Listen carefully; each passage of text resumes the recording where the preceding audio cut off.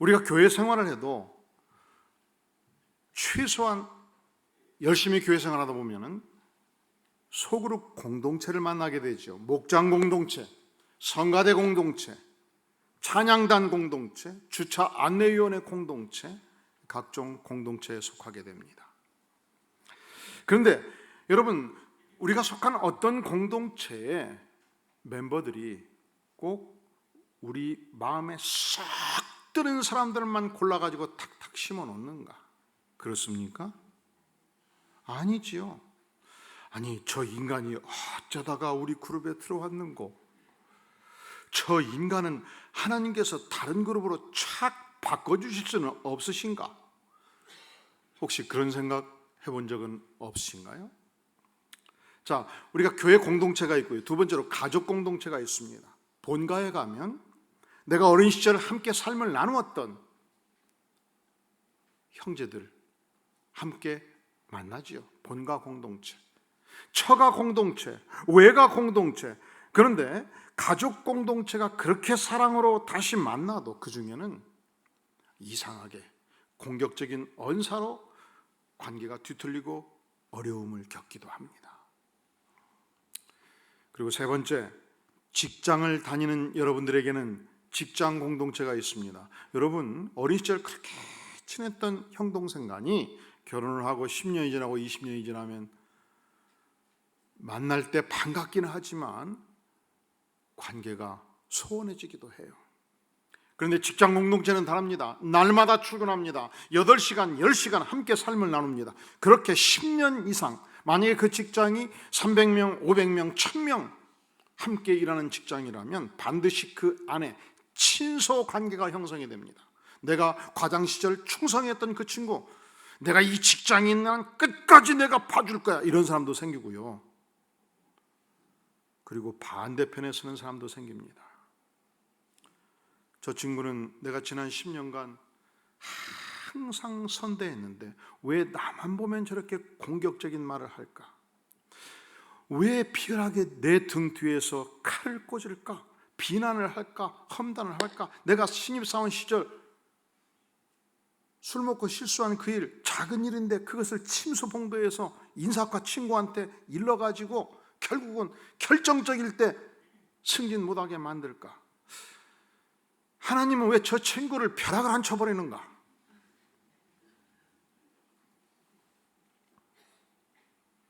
그럴 때 우리는 하나님께 물어봐야 돼요. 하나님, 왜 저런 인간을 제 곁에 묶어 두셨습니까? 왜 벼락을 치지 아니하십니까? 무슨 이유로 내가 저런 사람에 의해서 계속 모욕을 당해야 합니까? 근데 하나님은 굉장히 쉽게 문제를 다루셔요. 한번 따라해 볼까요? 원수를 사랑하라. 하나님은 아주 쉽게 해답을 주셔요. 하나님, 내가 원수와 같이 지내라. 오케이. 하나님, 원수 피해 다녀라. 오케이. 그런데 원수를 사랑하라 하지 마세요.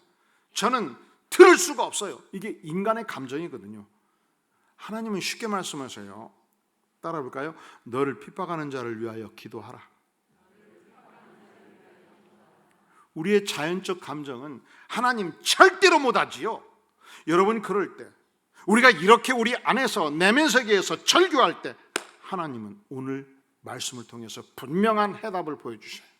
우리 창세기 1장 2절 같이 한번 읽어볼까요? 시작. 너는 모든, 창세기 7장 2절 시작. 너는 모든 정결한 짐승은 암수 7씩, 부정한 것은 암수 2씩 4개로 데려오며. 자, 지금 드디어 방주가 완성되었습니다. 드디어 홍수 심판이 진행됩니다. 그때 하나님께서 정결한 짐승은 암수 몇 마리? 7씩. 부정한 것은 암수 몇? 그러니까 하나님께서는 이 정결한 방주에 정결한 짐승만 드리라 말씀하시지 않은 거예요. 아니, 정결한 짐승만 드렸으면 얼마나 좋겠습니까? 얼마나 방주가 깨끗하고 정결하겠습니까? 얼마나 이 방주가 쾌적하고 위생적이겠습니까? 하나님, 쾌적하고 위생적인 이 방주에서 우리가 하나님을 찬미하고 하나님께 기도하고 기쁨과 은혜를 나눌 수 있는 위대한 공간, 하나님 왜 그것을 우리에게 안 주십니까? 이유가 있죠. 하나님은 정결한 짐승뿐만 아니라 부정한 짐승도 방주로 드리라 말씀하십니다. 그 이유가 무엇일까요? 하나님은 부정한 짐승도 은혜로 포용할 것을 원하신 것입니다. 이것이 인간과 하나님이 다른 점이에요. 인간은 항상 나에게 유리한가 내 편인가, 나에게 불리한가 저 편인가 편가름을 원합니다. 아니죠. 하나님은 언제든지 부정한 인생이든 거룩한 인생이든 십자가의 보혈로 구원받고 하나님의 백성 되기를 간절히 원하십니다. 하나님은 부정한 동물도 부정한 죄인도 안고 가시기를 원하십니다. 이것이 전적인 하나님의 은혜입니다. 은혜란 받을 자격 전혀 없는 자에게 한없이 베풀어 주시는 하나님의 사랑, 하나님의 호의, 하나님의 은총입니다. 노아가 어떤 사람이었습니까? 오늘 말씀의 7장 1절에 보면 여호와께서 노아에게 이르시되 너와 내 온 집은 방주로 들어가라. 이 세대에서 내가 내 앞에 무엇을? 의로움을 내가 보았음이니라. 너는 의로운 인생이다. 그런데 노아가 저절로 의로운 인생이 됐습니까? 아니지요. 6장 8절에 보면 그러나 노아는 여호와께 무엇을 입었더라? 은혜를 입었더라. 하나님께서 노아를 선택하셨습니다. 하나님께서 노아에게 특별한 은혜를 베풀어 주셨습니다. 은혜가 뭐라고요? 받을 자격 전혀 없는 자에게 한없이 베풀어 주시는 하나님의 은총, 하나님의 사랑입니다. 이 은혜, 히브리어 행이라는 단어가 보통 성경에서 번역될 때 은혜, 자비심, 은총, 사랑으로 표현되고 있습니다. 노아가 의인이 된 것은 전적으로 하나님의 사랑이고 전적으로 하나님의 은혜이고 전적으로 하나님의 도우심이고 전적으로 하나님의 자비하심이다, 이 말씀입니다. 그 자비 하나님께서, 그 은혜 하나님께서 부정한 인생도 부정한 짐승도 초대하시고 돌보기를 원하십니다. 그러니까 우리는 여기서 하나님이 어떤 분이신가를 물어야 돼요. 하나님은 누구십니까? 하나님은 자비로우신 하나님이셔요. 하나님은 은혜로우신 하나님이셔요. 하나님은 상한 갈대도 꺾지 아니하시는 전능자 하나님이십니다. 그 하나님께서 죽어 마땅한 죄 가진 내가 감히 어떻게 그 전능자 하나님 앞에 잘났다고 머리 들고 설 수 있겠습니까? 하나님 앞에 아무것도 자랑할 것이 없는 죄 많은 인생 자비의 하나님께서 용서해 주시고 받아 주셨습니다. 그 하나님께서 동시에 나와 원수된 당신도 십자가의 보혈로 용서해 주시고 받아 주셨습니다. 그래서 나를 받아주신 하나님의 은혜에 의지해서 이웃을 포용하기로 작정합니다. 부정한 짐승을 포용하기로 작정합니다. 부정한 인생들을 포용하기로 작정합니다. 심지어 원수도 은혜로 포용하기로 작정합니다. 여러분, 코리 텐 붐 여사를 아시나요? 이분은 네덜란드 출신이었습니다. 그리고 2차 대전이 끝나고 세계적인 전도자가 되었습니다. 그가 쓴 피난처라는 책이 한때 전 세계 베스트셀러가 되었습니다. 이 코리 여사는 네덜란드 할렘가에서 100년째 가업으로 시계방을 운영하고 있었고 큰 빌딩을 가지고 있었습니다. 그런데 2차 대전이 시작되고 독일 나치스 당원들이 네덜란드를 점령해서 유대인들을 체포하기 시작합니다. 그리고 그들이 사라져가는데 가스실에 죽어간다는 소식을 듣고 이 경건한 하나님의 가문은 가족회의를 합니다. 우리가 여기서 할 일이 무엇인가? 그렇다, 저들을 보호해 주는 것이다. 그래서 침대를 개조해서 비밀의 방을 만듭니다. 또 다락을 개조해서 비밀의 방을 만들고 유대인들 한 사람 한 사람을 비밀리에 숨겨주기 시작을 해요. 이렇게 선한 일을 하면 다 이웃들이 도와줘야 되지 않습니까? 문제는 이웃 중에 한 사람이 독일 나치스에 고발을 해버린 것입니다. 결국 코리 여사와 언니가 체포되었습니다. 수용소에 갇혔습니다. 이 독일 여성 집단 수용소에서 상상을 초월하는 고문을 당합니다. 하루에 11시간 이상 중노동을 하도록 강요당합니다. 엄청난 추위 속에서 살아야만 했고, 벌레가 우글거리고 오문을 뒤집어 쓰고 온갖 모욕을 당하고 구타를 당하면서 살았습니다. 언니가 혹독한 이 작업을 하다가 쓰러졌습니다. 독일군이 와서 언니를 채찍으로 내리쳤습니다. 언니는 몰골이 깨어져 가고 있었는데, 그때 언니가 코리를 향해서 외쳤던 말, 코리야, 절대로 나를 보지 말라. 오직 예수님만 바라보라. 결국 그 일로 언니는 수용소에서 사망했습니다. 그런데 기적이 일어났어요. 행정착오가 일어나가지고 갑자기 코리텐붐 여사가 석방이 되어버린 것입니다. 고향 땅 네덜란드로 돌아왔습니다. 하나님이 나를 왜 살려주셨을까? 그렇다. 제2의 인생, 오직 복음만을 증거하며 살라고 나를 살려주셨다. 그래서 그가 전도자의 상해를 살기로 결심합니다. 열심히 전도를 하는데 오늘날 하나님께서 말씀하십니다. 코리아, 너가 네덜란드에 살 일은 끝났다. 이제 독일로 들어가라. 독일 백성이 너무도 큰 상처를 입었다. 저들에게 복음을 증거하라. 코리가 말합니다.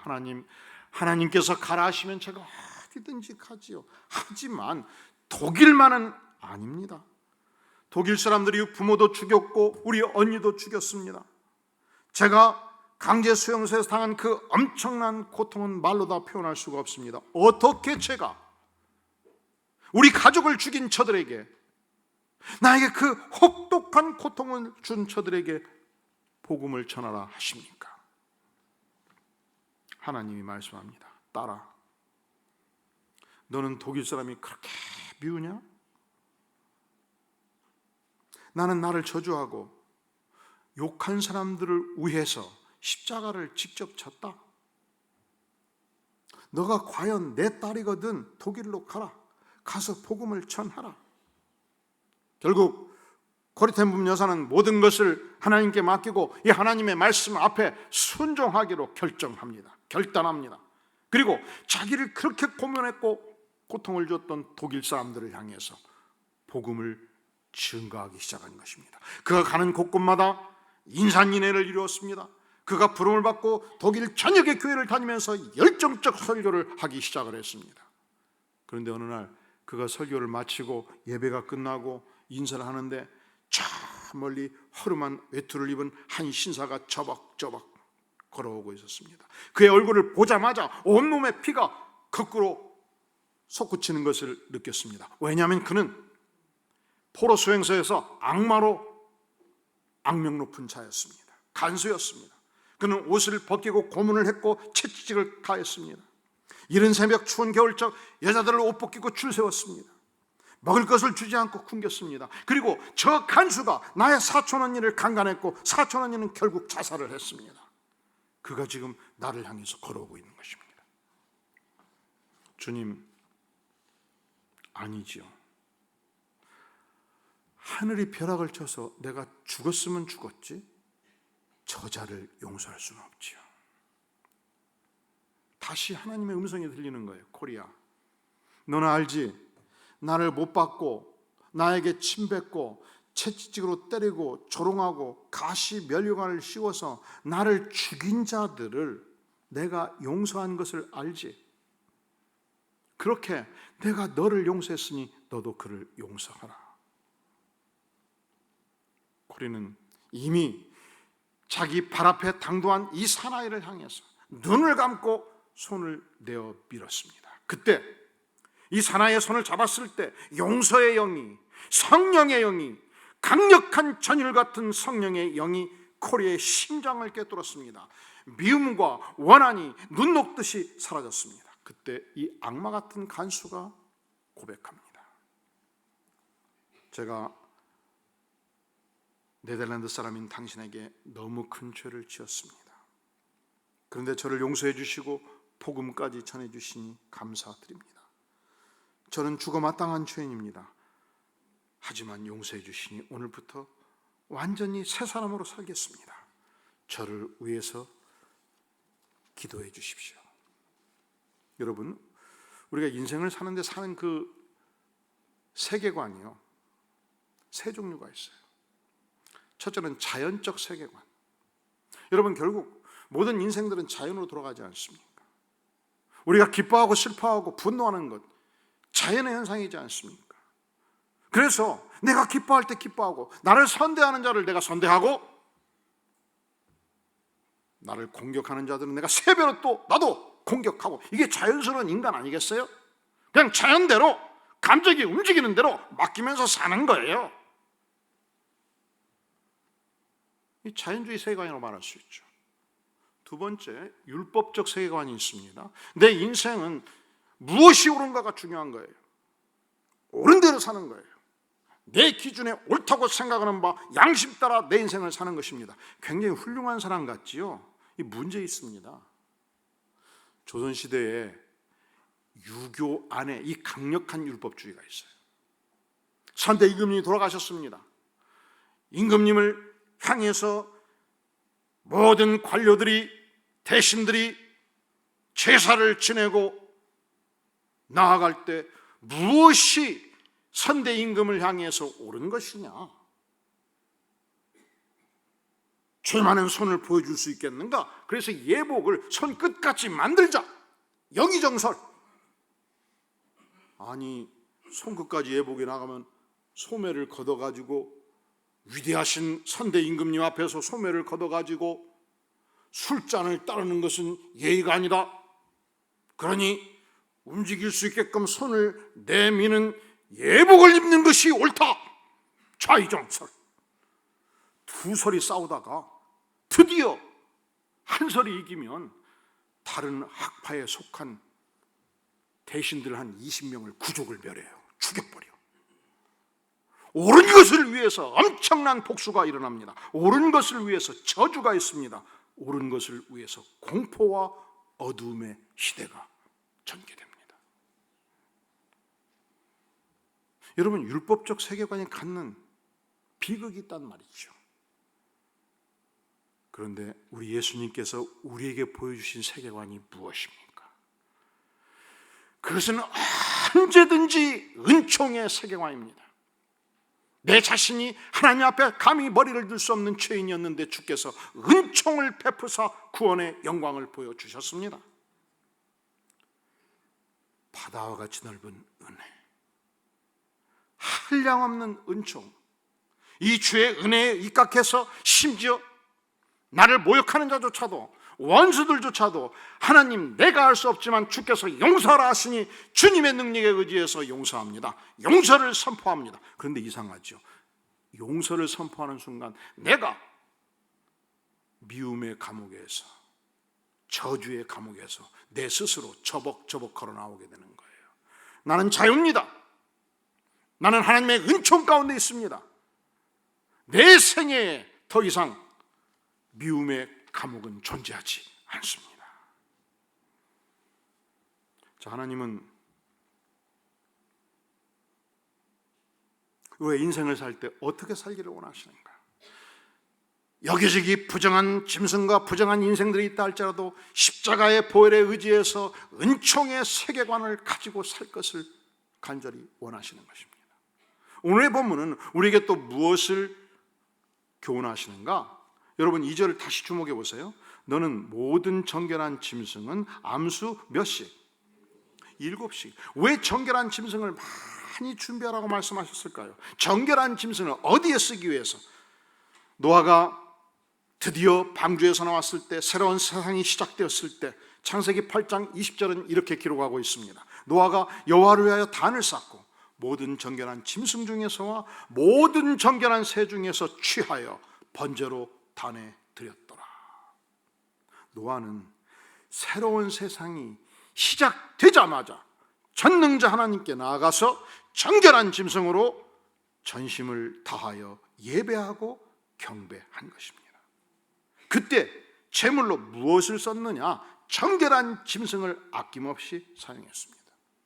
우리 인생에 있어 가장 소중한 일이 무엇입니까? 그것은 전능자 하나님을 경배하며 그분께 제사를 드리는 일입니다. 우리가 일주일의 삶 중에서 가장 소중한 일이 무엇입니까? 그것은 전능하신 하나님을 경배하며 그분을 예배하는 오늘의 이 시간입니다. 예배를 내 삶의 중심에 두는 것입니다. 예배란 무엇입니까? 하나님이 가장 기대하시고 기뻐하시는 그 일이에요. 인간이 하나님 앞에 나아갈 때 가장 먼저 선행돼야 할 일, 인간에게 주어진 하나님을 향한 가장 고상하고 거룩한 행위, 그것이 예배란 말이죠. 묻겠습니다. 당신은 하나님의 사람입니까? 그렇습니까? 그러면 예배를 전심으로 참여하고 신령과 진정을 다해 예배 드릴 수 있기를 간절히 바랍니다. 예배를 드릴 때 우리 찬양단들은 전심으로 찬양하고 예배가 끝날 때 탈진할 만큼 전심을 다하여 찬양할지어다. 우리 성가대들도 예배를 드릴 때 예배가 끝날 때는 내 힘을 다 소진했다, 그 힘으로 찬양할지어다. 할렐루야. 예배 드리다가 막 기절해도 좋아요. 그렇게 말하고 싶어요. 그런데 아니, 더 중요한 것은 내가 누가? 내가 하나님께 신령과 진정을 다하여 예배를 드리는 것입니다. 예배란 무엇인가? 로마서 12장 1절은 말하기를 그러므로 형제들아 내가 하나님의 자비하심으로 너희를 권하노니 너희 몸을 거룩한 산 제사로 드리라. 1970년대 80년대 왕성하게 교회가 자라갈 때 예배가 살아있었습니다. 찬양이 살아있었습니다. 전국의 기도원마다 목요일, 금요일, 토요일마다 밤을 새워 기도하는 열정의 예배가 있었습니다.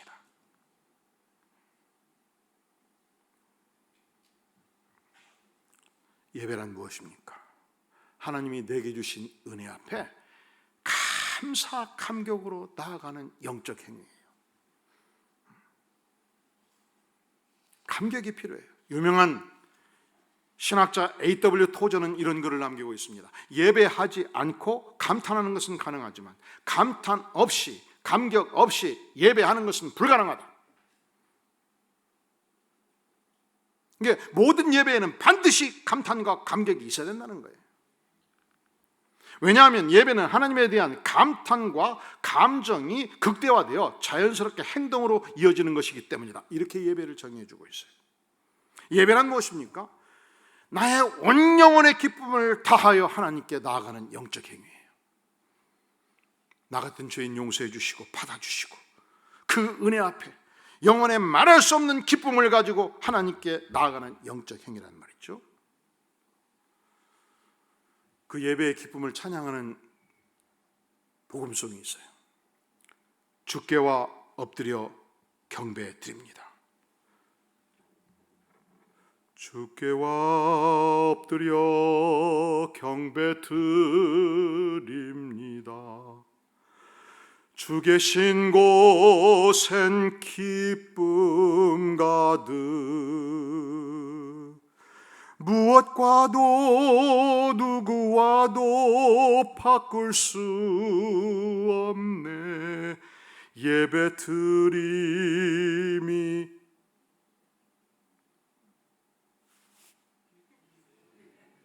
기쁨 됩니다. 예배 드림이 뭐라고요? 예배 드림이 뭐라고요? 주 계신 곳엔 기쁨 가득 예배 드림이 기쁨 됩니다. 여러분 기쁨을 얻고 싶으면 이곳에 와서 열심히 예배 드리고 예배 드릴 적마다 열정적으로 예배 드리기를 간절히 바랍니다. 여러분 찬양할 때 그냥 입술만 딸싹딸싹 주께와 엎드려 경배 드립니다. 주 계신 곳엔 기쁨 가득. 에너지를 그렇게 아껴서 어디다 쓰시려고 그래요? 성가대들도 성가 부를 때만 부르고 아닐 때는 에너지를 아껴왔어. 그래야 성가 내가 부를 때 세게 부르지. 이게 사단의 생각이야. 모든 찬양의 열정을 다하라. 할렐루야. 그러면 성가 부를 때는 10배의 열정이 나올 줄로 믿습니다. 제가요 주일날 설교 4번 하고 1시간 반 오후에 교육하거든요. 그러면 이렇게 생각할 수 있어요. 이 시간이 가장 많이 와요, 성도가. 그러니까 이 시간 전에 설교는 적당히 에너지를 줄여가면서 하는 게 좋겠지요. 가장 많을 때 쎄려버려야 되니까. 그지요? 아니에요. 제가 평소에는 아침을 조금 먹어요. 야구르트에 너트 100개 넣고 끝. 근데 주일은 반드시 밥을 충분히 먹어요, 아침에. 근데 이상하지요. 평소에는 그렇게 먹으면 문제가 생겨요. 안 들어가지질 않아. 여러분, 아침에 푹푹 많이 들어가는 건 젊은 시절입니다. 그지요? 나이가 들수록 아침에 미음, 죽 같은 거, 야구르트 좀 먹으면 그걸로 충분해요. 과일 몇 쪽. 그렇지요? 그런데 주일은 눈 크게 뜨고 정식 한식으로 딱 먹어요. 근데 들어가죠. 이게 참 몸도 알아보는 거예요. 응? 몸도. 그리고 4번 설교다 목숨 걸고 하는 거예요. 목숨 걸고. 하나님 말씀하여 주시옵소서. 그러니까 우리 찬양단원들도 애끼지 마라. 내가 1시간 예배드리고 순교하겠습니다, 이 정신으로 찬양하시기를 바라요. 할렐루야. 할렐루야. 모든 성도님들도 이곳에서 예배드릴 때는 오늘 내가 여기서 예배드리고 순교하겠습니다, 이 정신으로 찬양하고 예배드리기를 바라요. 그러면 절대로 순교 안 해요. 왜? 하나님이 이뻐 보이시니까 너는 필수 요원이다, 인생 2배로 살고 여기서 예배 계속 드려라 하시지 않겠습니까? 오래 살고 싶거들랑 모든 찬양단원들, 성가대원들, 모든 성도들이여 오래 살고 싶거들랑 막 혀가 꼬이네. 다시 한번. 찬양단원들이여, 성가대원들이여, 모든 성도들이여 오래 살고 싶거들랑 전심으로 예배할지어다. 예배가 무엇인가? 우리가 예배를 전심으로 드리면요, 하나님 편에서는 영광이 돼요. 하나님 편에서는 뭐가 된다고요? 인간 편에서는 내 상황과 형편에 관계없이 승리하고 완성된 인간이 되는 거예요. 내가 충족한 예배를 드린 것으로 오늘 밥 먹을 것이 없어도, 오늘 내가 학자금이 없어도, 오늘 내가 기업에 어려움이 있어도 예배 드리는 그 시간만큼은 충족히 내 인생이 완성되고 승리한 것입니다. 그리고 그 다음 막힌 길을 뚫어주십니다. 막힌 담을 헐어주십니다. 2차 대전이 발발했을 때 독일이 순식간에 유럽 전역을 장악하고 그리고 런던을 향해서 엄청난 집중 포화를 쏘아대기 시작했습니다. 독일 군사력이 함대를 준비하면서 육군을 파견할 준비를 시작을 했습니다. 영국 국민들은 절망했지요. 불안했지요. 두려움에 떨었습니다. 아무리 생각해도 승산이 안 보이는 거예요. 유럽을 장악해버렸으니 그들이 함대를 이끌고 영국을 들어오면 어찌하겠습니까? 불란서도 무너졌고 네덜란드도 무너졌고 폴란드도 무너졌고 다 무너지는 거예요. 그때 유명한 영국 수상 처칠이, 윈스턴 처칠이 독일을 향해서 선전포고를 하면서 전쟁 수영을 독려하면서 그 당시 성공에 존경받는 주교였던 윌리엄 템플 경에게 부탁을 해요. 우리 국민들에게 희망을 주는 메시지를 말씀해 주시죠. 드디어 시간이 되었습니다. 토요일 오후 전 국민 연설이 시작된 것입니다. 이렇게 시작하고 있습니다. 대영국 제국의 국민 여러분, 지금은 우리가 하나님을 예배할 때입니다. 아니, 이 엄청난 전쟁이 수행되고 있는데 뭐 할 때라고요? 지금은 우리가 하나님을 예배할 때입니다. 전쟁은 큰일입니다. 그러나 예배는 더 큰일입니다.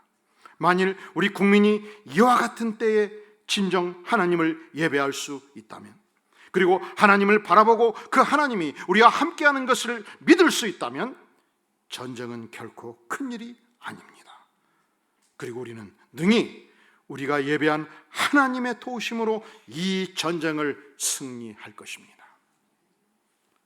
드디어 다음 날 주일, 영국의 모든 교회는 총을 울렸고 영국의 모든 교회마다 인산인해를 이루어 전능하신 하나님 앞에 무릎을 꿇고 엎드려 예배를 드렸습니다. 과연 대영제국은 이 치열한 전쟁을 승리로 이끈 것입니다. 이것이 예배의 영광입니다. 이것이 예배의 축복입니다. 이것이 예배를 드리는 자의 생애를 통해서 하나님이 보여주시는 위대한 자비입니다. 기도하시겠습니다. 영광의 주님, 이제 전능자 하나님 앞에서 전심을 다하여 신령과 진정으로 예배하는 생애를 살겠나이다. 하나님, 우리를 불쌍히 여겨 주시옵소서. 이제 주님의 말씀을 따라서 어떠한 영혼도 가슴에 품고 기도하며 사랑하며 돕기를 원하나이다. 주님, 우리가 할 수 없는 그것을 주께서 할 수 있도록 은혜를 베풀어 주시옵소서. 우리를 불쌍히 여겨 주시옵소서. 예수님의 이름으로 간절히 기도하옵나이다. 아멘.